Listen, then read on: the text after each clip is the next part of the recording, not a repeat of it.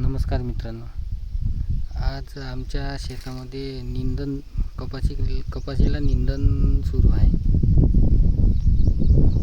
अशा प्रकारची आज आमची कपाशीचं पीक आहे. यावर एक मोनो आणि एक सल्फेट खत दिले आहे एक, आणि एकदा मोनोची फवारणी. तर पाहू शकता आमची कपाशी कशा प्रकारे दिसते. एवढे प्रोग्रेस होऊन आहे.